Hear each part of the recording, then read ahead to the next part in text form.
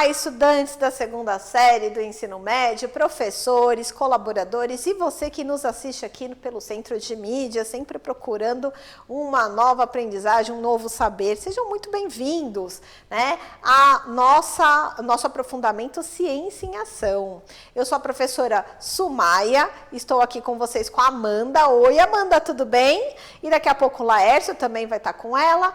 E nós estamos na atividade 3 do nosso aprofundamento, na aula 8.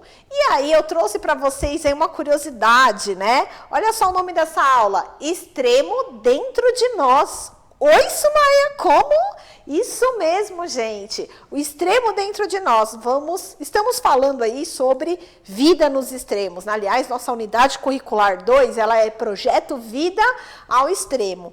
Só que a gente tem visto essas situações não só no nosso corpo, adiante também, né, quando a gente se sobrepõe, mas os seres vivos que conseguem sobreviver a situações extremas, né, os extremófilos. Falamos dele na atividade, em aulas passadas, na atividade, né, trouxe para vocês aí alguns extremófilos. A professora Eveline também trouxe falando sobre extremófilos para vocês aí. E aí eu resolvi trazer um que vive dentro da maioria das pessoas. A maioria não, vamos lá, 50% das pessoas possuem pelo menos esse extremófilo que eu vou trazer para a gente hoje. Olha só que curiosidade interessante, eu espero que você goste. Então, vamos lá nos aprofundar para saber um pouquinho mais sobre a nossa fala de hoje, tá certo? Então, para vocês aí, nosso aprofundamento, Ciência em Ação, a área são das ciências da natureza e suas tecnologias, Projeto Vida ao Extremo, nosso componente curricular, claro, do micro ao macro, né? Então, a gente falou aí sobre nós, que somos macro nessa escala, e vamos falar de extremófilos, que é na escala de micro, tá certo? Muito pequeno.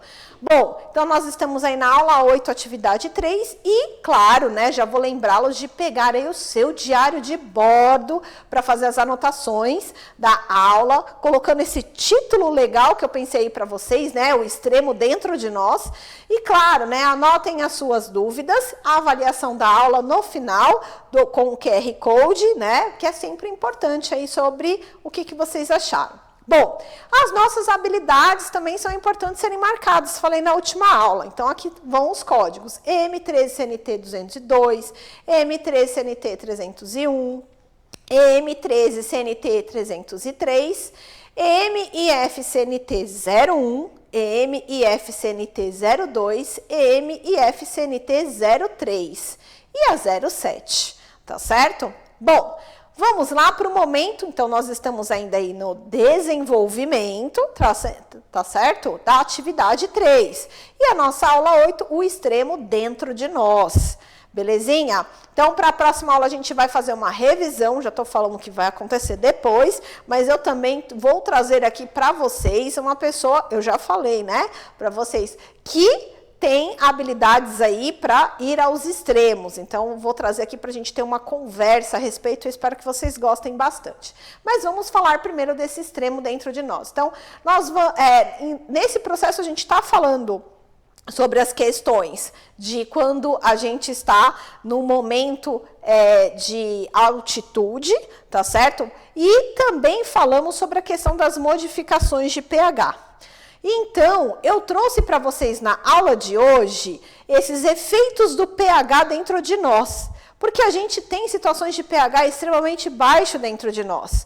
Então, o que eu trouxe para vocês aí, entrando um pouco com o pé na biologia que eu gosto mais, conhecendo a bactéria Helicobacter pylori, vocês vão ser apresentados para ela, tá certo? E vamos falar, portanto, dentro desse contexto, de fisiologia e química. Então, biologia, que é a fisiologia, quando a gente fala, é uma parte da biologia, e da química. Claro, né? Então, tem química nesse processo também. Então, eu pensei aí, estava conversando e sempre nas conversas entre os professores e colegas, falei assim, uai, se você está falando de pH também, por que você não traz algo que é mais próximo de nós? Às vezes, tão próximo que está dentro de nós, né?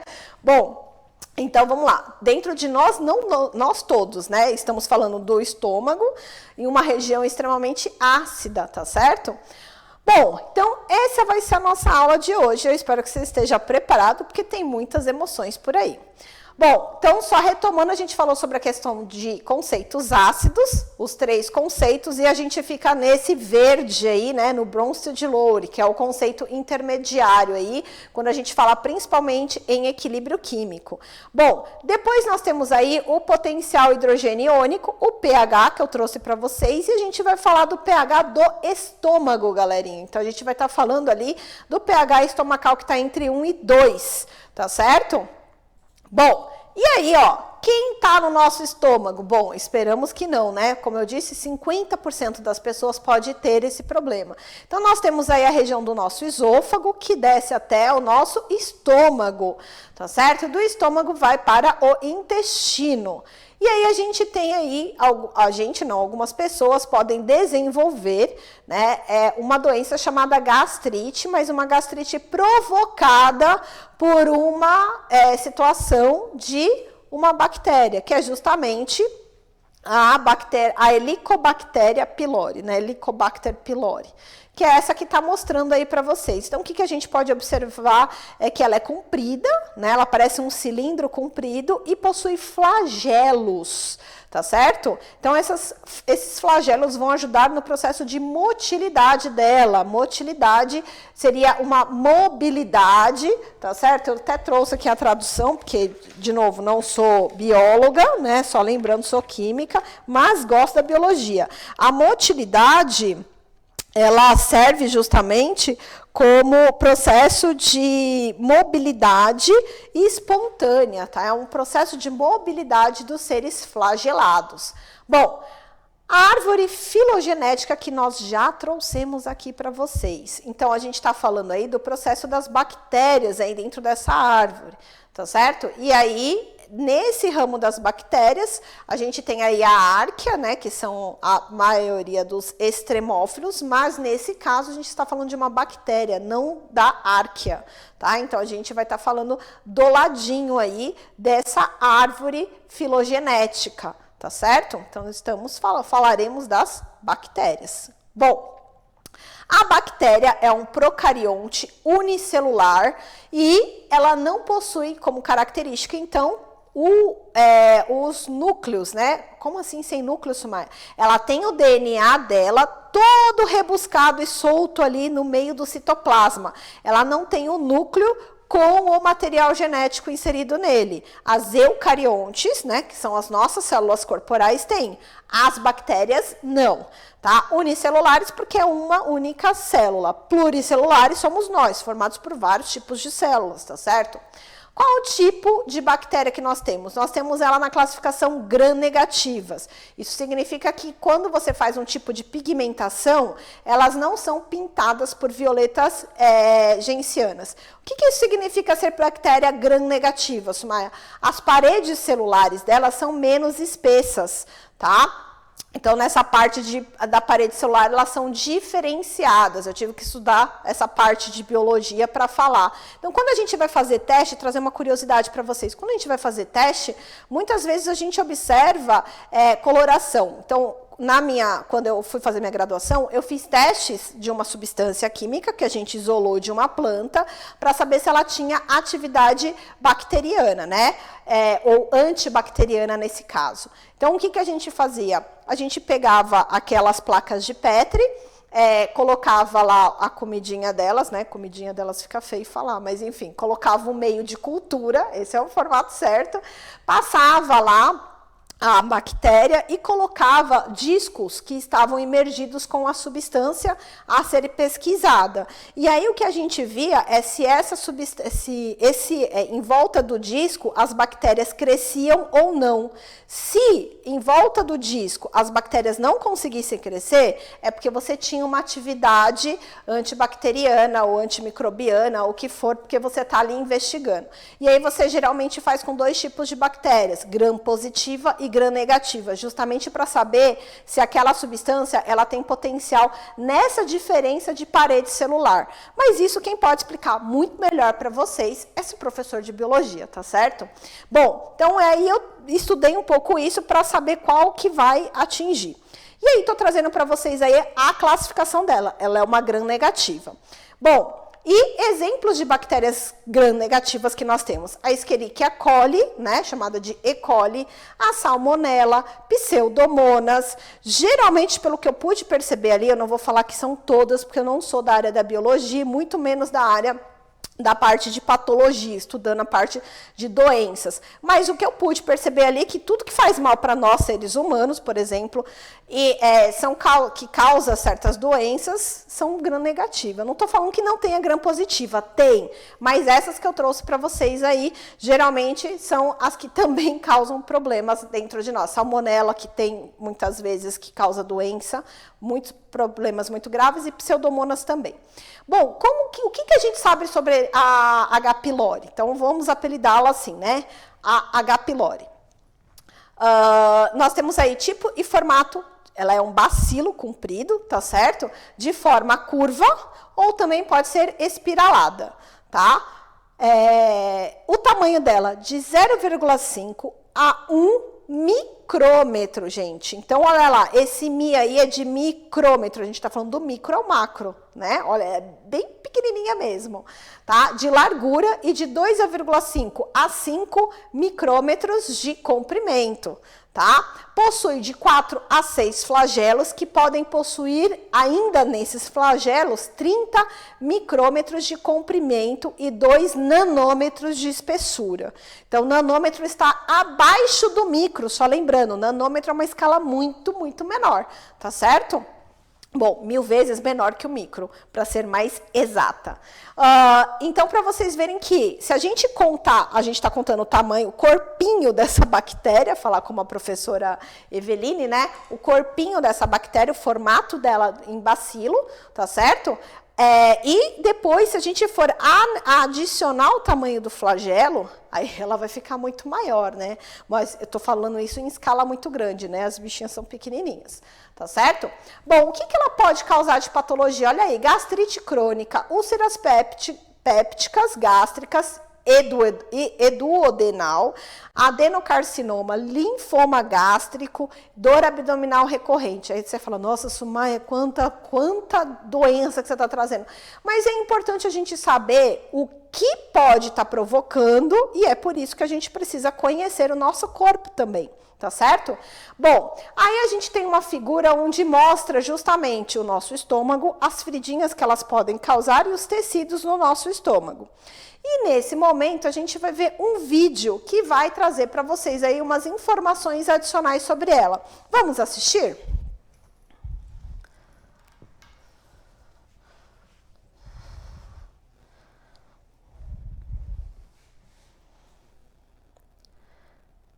Então, aí nós temos aí o nome da nossa bactéria, tá certo? Helicobacter pylori. Ela é uma gram-negativa, como eu disse para vocês, tá certo? Ela possui flagelos.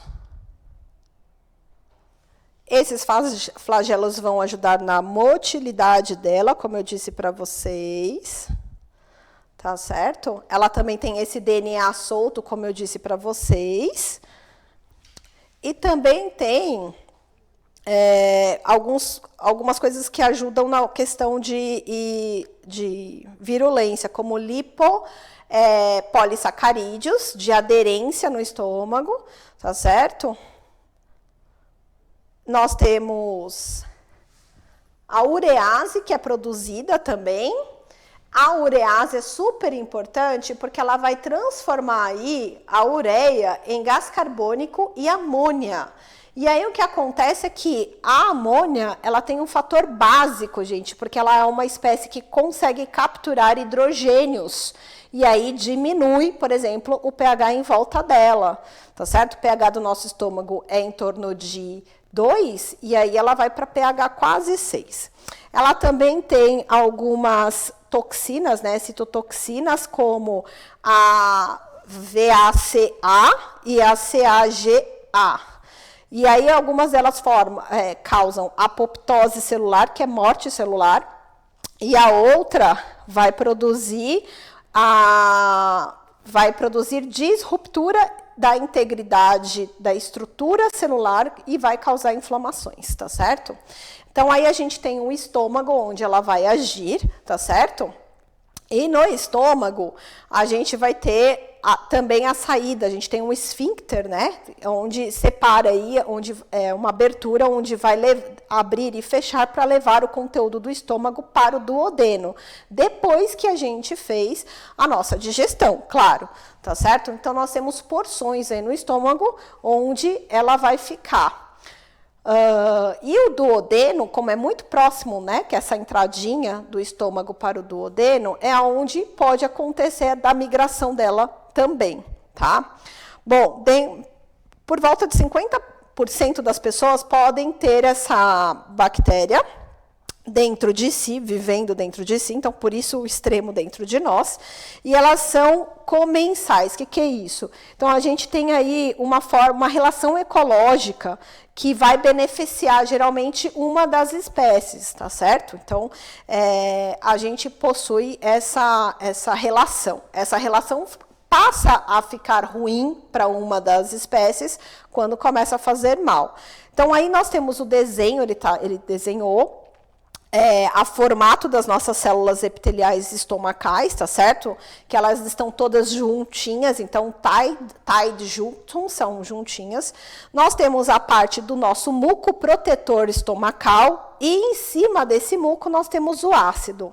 E o lúmen é a porção vazia, que é onde vai receber o alimento. E é onde também vai ficar justamente essa bactéria para quem tiver ela dentro do estômago, tá certo? Bom, e aí o que acontece com essa bactéria? Ela vai fazer o quê? Ela vai, na verdade, lembrando, né? Ele colocou aí o pH, ele diminui de baixo para cima, então no muco e dentro do tecido a gente tem um pH maior, pH de neutro a ser maior, e ali onde está o ácido é onde a gente vai ter maior concentração de ácido clorídrico, tá certo? Que é o conteúdo aí do nosso ácido estomacal, beleza? Então, a química aparecendo aí. Bom, então, quanto mais externo, né, a gente está do tecido, menor o pH. O que acontece aqui? Lembra da urease? A urease é a enzima que vai fazer com que haja produção de amônia, neutralizando o ácido, e ela consegue penetrar, passar a camada ácida, chegar na camada de muco, através do flagelo, que vai justamente fazer esse processo de motilidade, mover essa bactéria, até chegar onde? Na célula. E é aí que começa a questão problemática da ação dela. Enquanto ela está ali por cima, belezinha, mas quando ela já começa a adentrar, é onde começa o problema, porque ela vai usar aqueles fatores de virulência, né? A CAGA e a VACA, que são substâncias, né? Que vão fazer o quê? Vão causar aí danos às nossas células. Então, essas são todas proteínas, né? Ele chama de CAG-A e VAC-A, tá certo? A CAG-A é uma citotoxina que vai causar justamente essa disruptura na integridade que eu já havia falado antes e começa a causar inflamação. Essa inflamação vai fazer com que o nosso organismo fale: opa, preciso de células imunes para atacar porque estou sendo atacado. Essas células vão produzir neutrófilos. Esses neutrófilos que chegam vão causar mais ainda inflamação. E depois você tem a proteína que vai causar a apoptose celular, que é essa VAC-A, né, que ele chama. Então, proteína que vai causar esse processo de morte celular.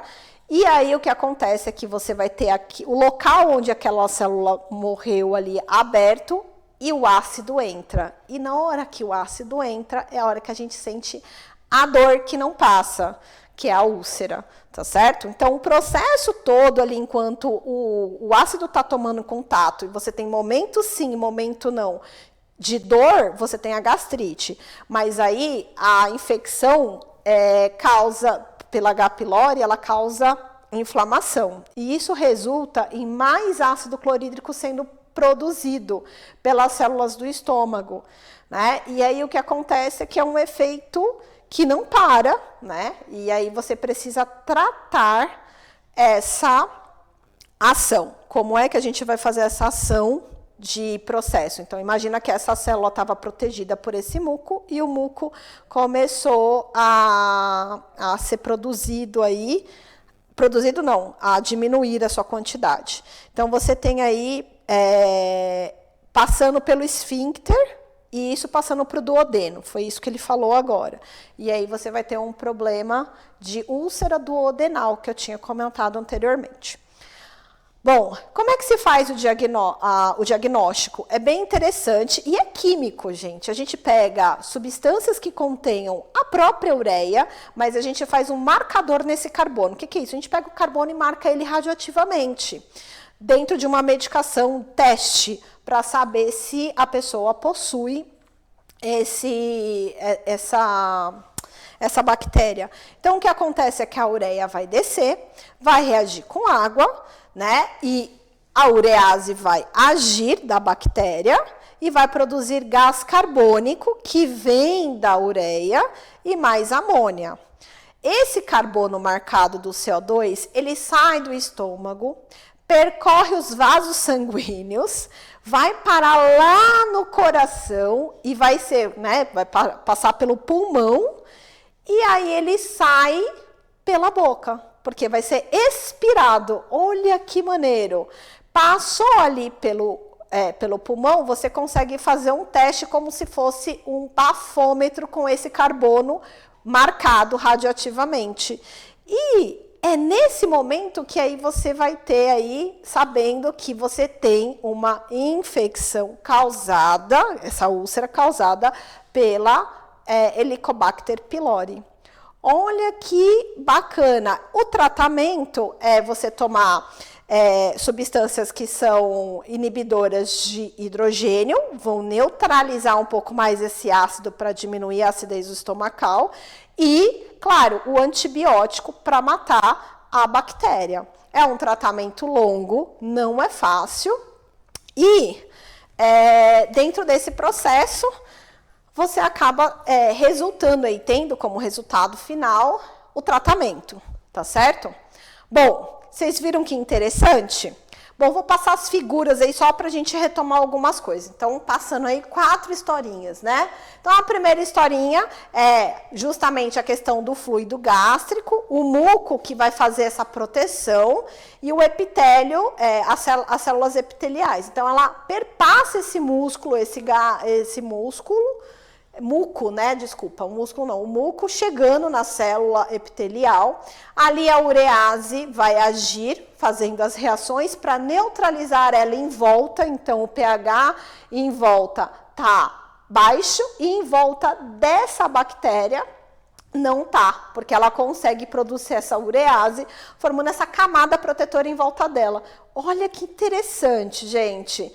E aí o que acontece é que ela vai fazer as células inflamarem, tá certo? Da mucosa, que vai morrer, e aí o que acontece é que o ácido entra em contato, tá certo? E aí a gente vai ter a ação, por exemplo, dessas bactérias. Então, vocês estão vendo aí como elas estão agindo no tecido epitelial estomacal, beleza? Bom, e aí eu trouxe, claro, exercícios para a gente resolver. Então, vamos lá, vou ler com vocês. Um pesquisador percebe que o rótulo de um dos vidros em que guarda um concentrado de enzimas digestivas está ilegível. Então, vamos começar a marcar aqui para a gente não perder tempo, tá? Então, enzimas digestivas. Ele não sabe qual é a enzima o vidro contém, mas desconfia de que seja uma protease gástrica. Então, protease é uma enzima que vai digerir proteínas, tá certo? Que age no estômago digerindo proteínas. Olha lá, eu já disse lá, tá certo? Vou grifar proteínas também. Sabendo que a digestão no estômago é ácida e no intestino é básica, ele monta 5 tubos de ensaio de alimentos diferentes.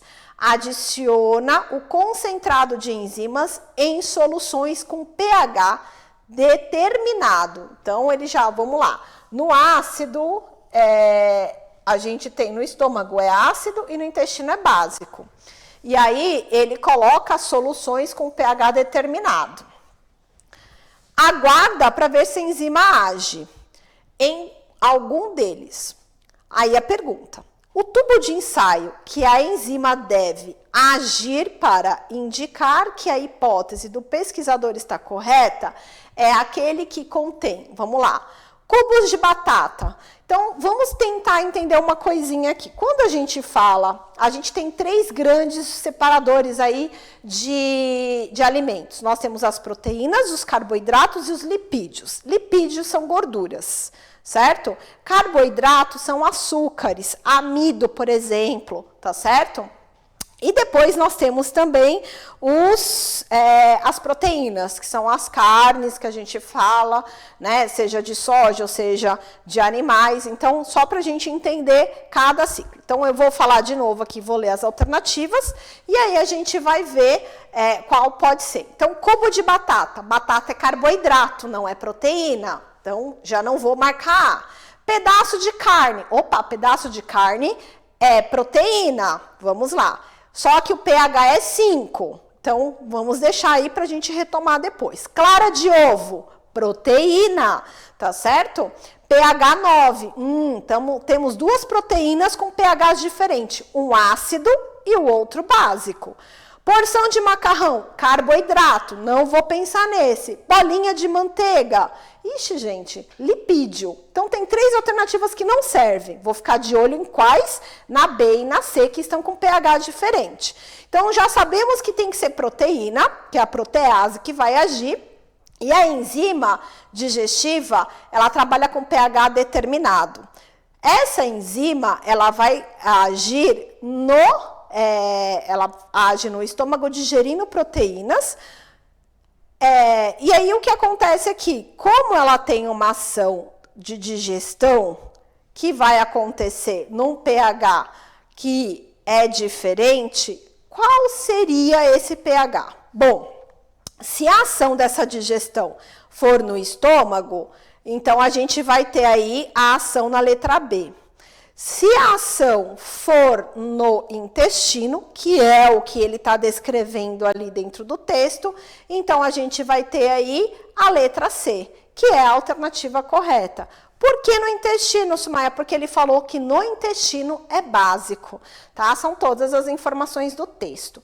Beleza, pessoal? Bom, aí eu deixei uma outra situação aí para vocês observarem mais para frente, tá certo? Porque aqui tá super corrido, mas eu gostaria muito que vocês observassem aí com os professores de vocês a respeito, mas olha quanta coisa importante a gente trouxe aqui para a nossa aulinha de hoje. Eu espero que vocês tenham gostado aí do videozinho, que depois pode ser acessado também por vocês que está no nosso material. Então, vamos lá recapitular o que nós vimos hoje? Vem comigo. Então, nós vimos hoje o pH extremo, aonde? No nosso estômago, pH ali próximo de 2, certo?